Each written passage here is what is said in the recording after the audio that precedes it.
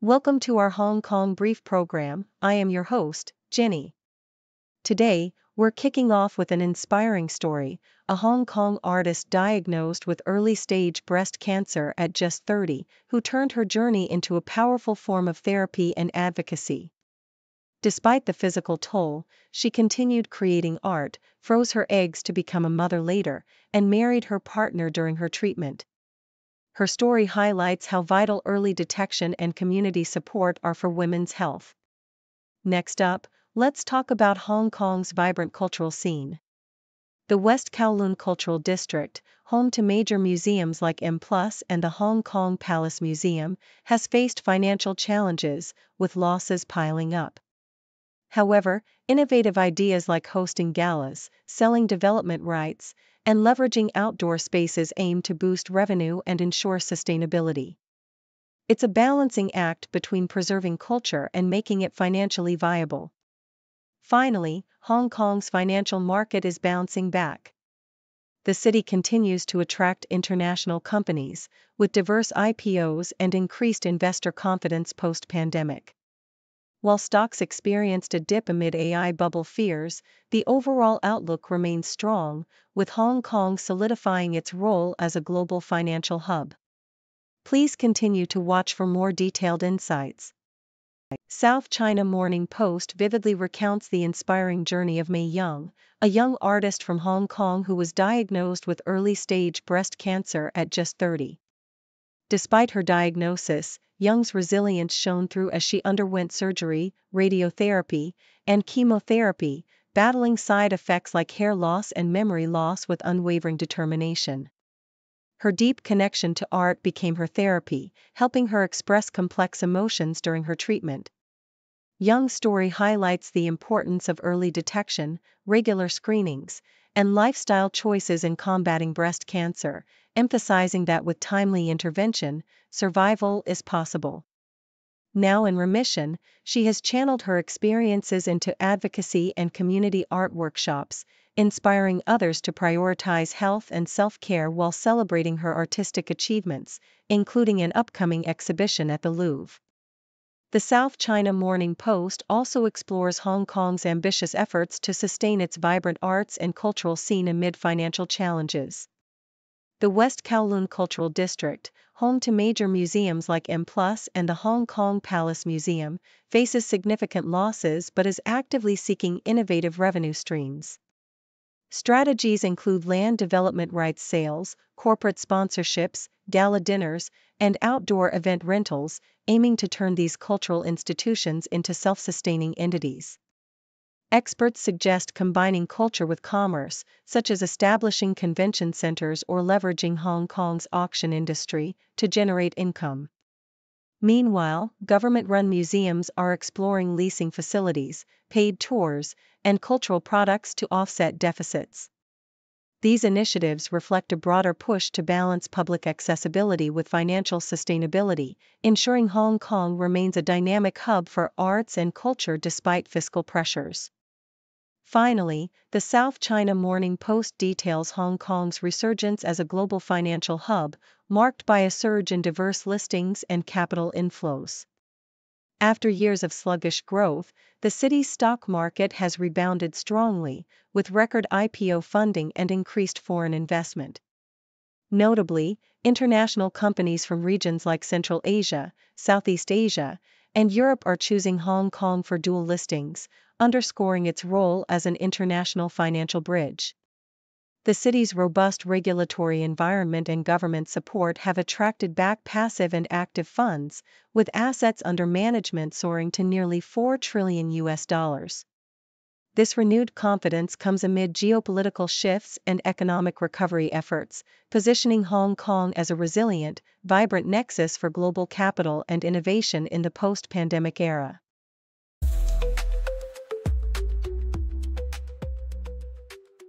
According to South China Morning Post, Hong Kong stocks experienced their steepest decline in 2 weeks, dropping 1.4% amid fears that the rapid rise in artificial intelligence stocks might be creating a bubble.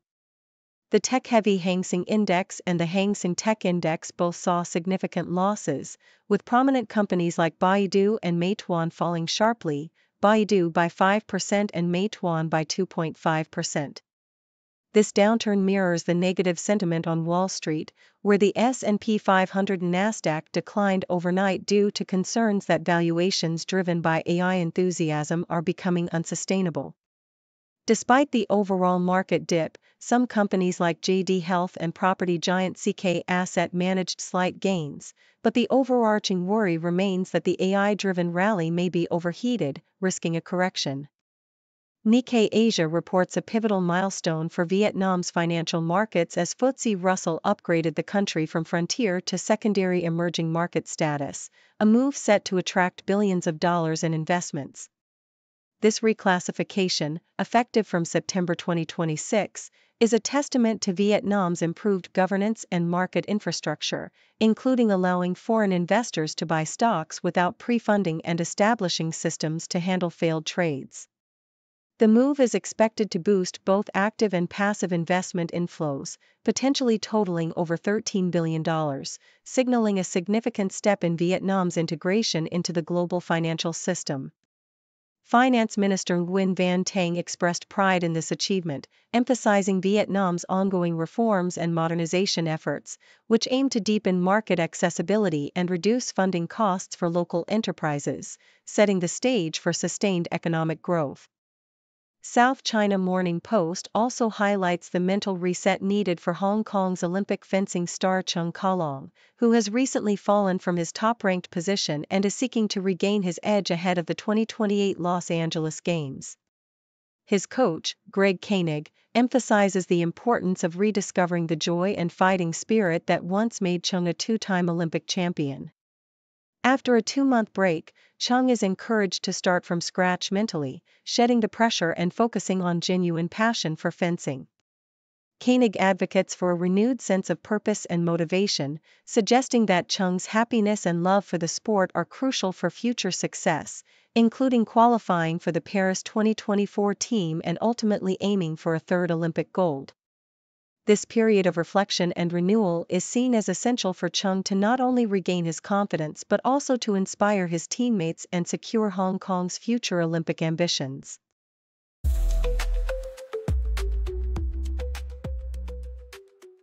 South China Morning Post highlights Marissa Yu Carsan's inspiring journey as an architect whose passion lies in transforming overlooked urban spaces into vibrant community hubs. Her work with the nonprofit Design Trust exemplifies her belief that thoughtful design can foster social connections and ignite community conversations.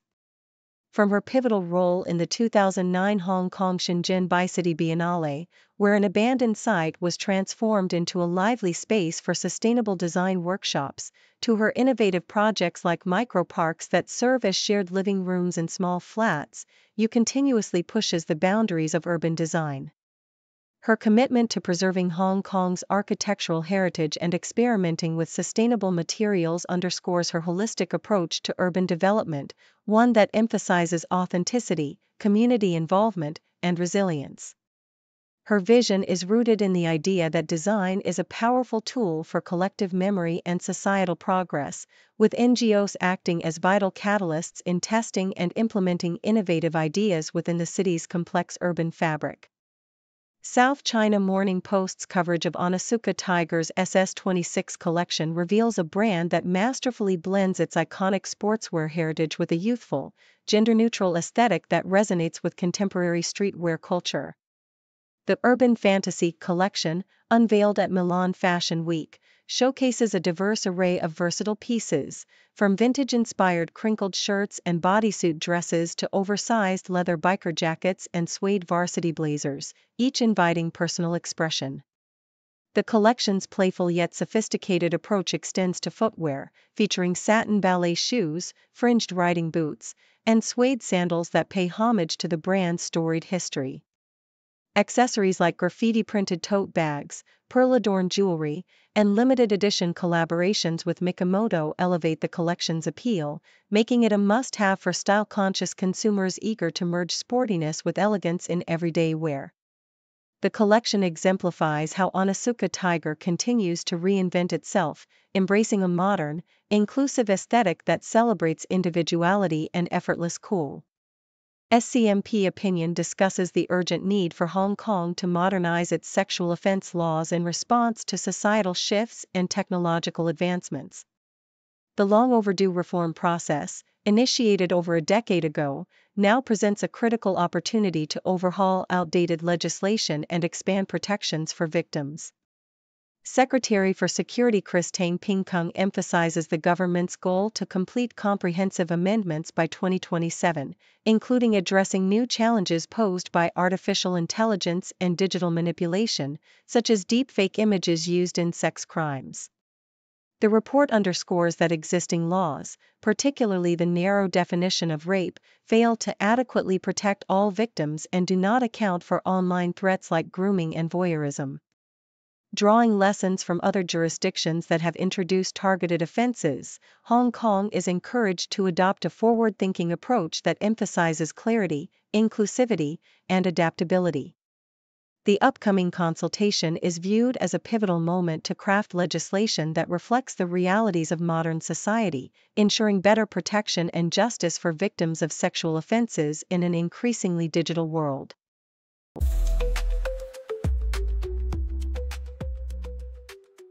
The Nikkei Asia reports that Yakult Honsha, a renowned Japanese probiotic beverage company, is eyeing the U.S. as a promising new market for its sleep-enhancing products, particularly the Yakult 1000 series. Once a household staple in Japan, sales have recently declined, partly due to rising rice prices that strain household budgets. Nevertheless, the company is optimistic about expanding globally, with plans to complete a plant in Georgia by 2026 and introduce flavored variants to appeal to diverse tastes. Many U.S. consumers, especially those working long hours and concerned about sleep quality, have expressed interest in the health benefits of Yakult, prompting the company to consider new health-oriented products and strengthen its presence with a second plant in Georgia. Despite focusing mainly on core products in international markets, Yakult recognizes the vast potential in untapped regions like Africa, parts of Europe, and South Asia, where health-conscious consumers seek affordable ways to improve their well-being. Foreign Policies China Brief highlights China's burgeoning outbound tourism during its Golden Week holiday, which coincides with the Mid-Autumn Festival, leading to a surge in international travel. Over 8.4 million Chinese tourists are expected to travel abroad, with Chinese travelers spending over $250 billion last year, more than any other country, including the U.S. This influx showcases China's soft power influence, especially in Southeast Asia and European cities, where Chinese language and payment systems are ubiquitous. However, China's passport power remains surprisingly weak at rank 62, with only about 11% of its population holding passports, hampered by bureaucratic hurdles and limited vacation days rooted in traditional work culture. Additionally, China's diplomatic landscape is shifting, with Liu Haixing appointed as the head of the CCP's international department, signaling potential future changes in foreign relations.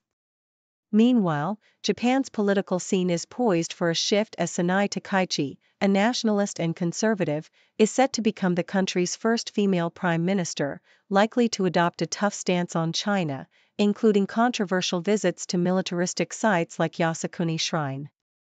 The Associated Press reports that London's police have dismantled a major international gang responsible for smuggling up to 40,000 stolen mobile phones, mostly iPhones, from the UK to China over the past year. The operation, the largest of its kind in the UK, was triggered by the discovery of a shipment containing around 1,000 stolen devices destined for Hong Kong. Authorities estimate that the gang was responsible for up to 40% of all phone thefts in London, with stolen phones fetching up to $5,000 in China. The crackdown resulted in 46 arrests, including 2 men caught with 2,000 phones in their car. The gang targeted Apple products because of their high profitability abroad, with street thieves earning up to £300 per device. This case underscores the scale of transnational cybercrime and smuggling networks exploiting the lucrative market for stolen electronics in China, revealing the ongoing challenges law enforcement faces in combating organized theft and illegal export activities.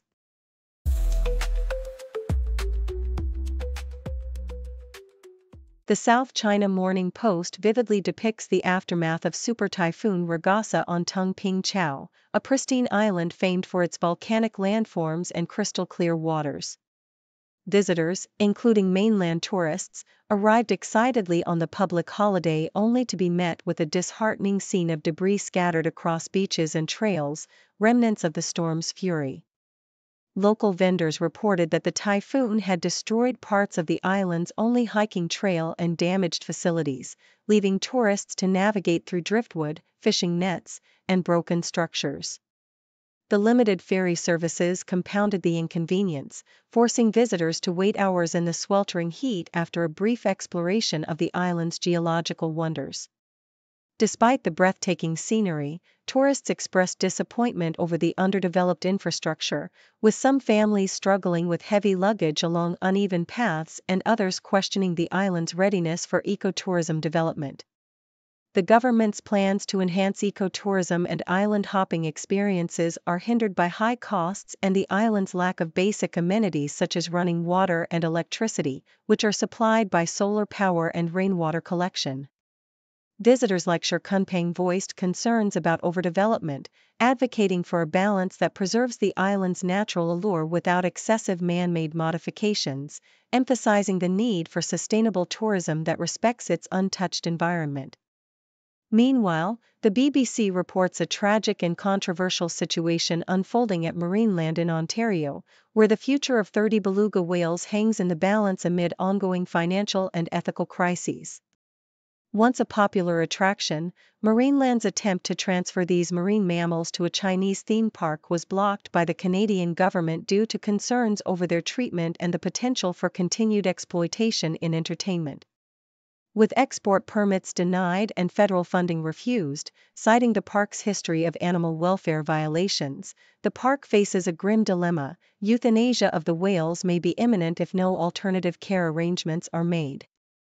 The park's financial struggles have worsened, especially after losing visitors and being forced to close temporarily, which has raised alarm among animal rights advocates.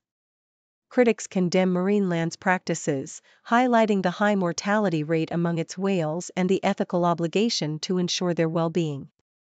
The situation underscores the broader debate over captivity, animal rights, and the responsibilities of facilities that keep marine mammals for entertainment, prompting calls for intervention and better standards of care to prevent further tragedy. In the realm of sports, the South China Morning Post details the excitement surrounding the upcoming Ultimate Tennis Series in Hong Kong, showcasing a star-studded lineup and a compelling narrative of local talent. Cole Wong's anticipated rematch against Andrei Rublev promises a dramatic highlight, rekindling memories of their intense five-set clash at the US Open, where Wong's resilience marked a historic achievement for Hong Kong tennis. The tournament features top-ranked players like Alex de Minaur and rising stars such as Jerry Shang Juncheng, with notable absences due to injuries, including Nick Kyrgios. Despite his absence from the competition, Kyrgios plans to attend and support the event, adding to the buzz. The tournament stakes are high, with a substantial prize pool and qualification opportunities for the season-ending London finals, fueling anticipation among fans. Meanwhile, the Wuhan Open saw the early exit of Emma Raducanu, who retired due to dizziness amid extreme heat, illustrating the physical toll of tennis at the highest level. The event underscores the global reach of tennis, the emergence of Hong Kong as a competitive hub, and the personal stories of triumph and adversity that define the sport's narrative.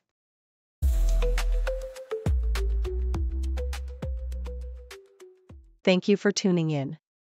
The content above showcases the latest briefing reports and analytical synopses, thoughtfully curated by the 6Do team.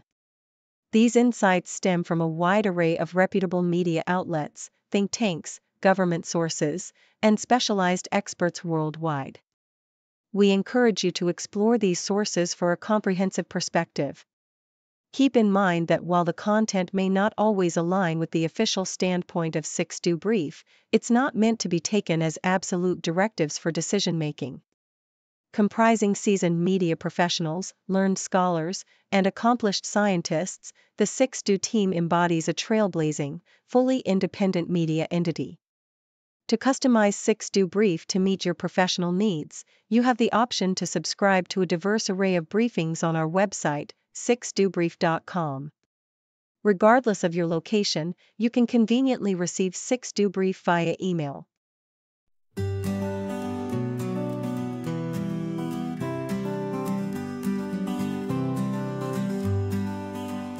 Got a question in your mind, we'll find the answer, we'll be kind. Encyclopedia on everything, laugh and learn with the zing, zing, zing.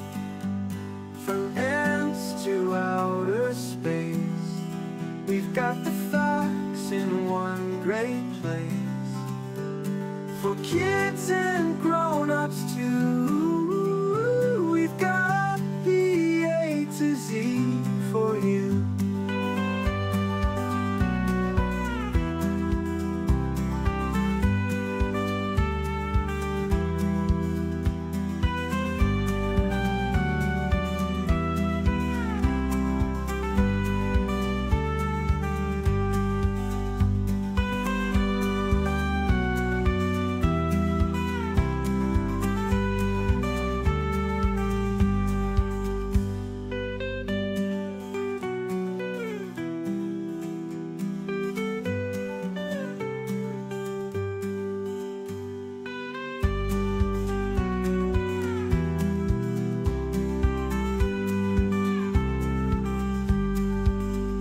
Got a question in your mind, we'll find the answer, we'll be kind.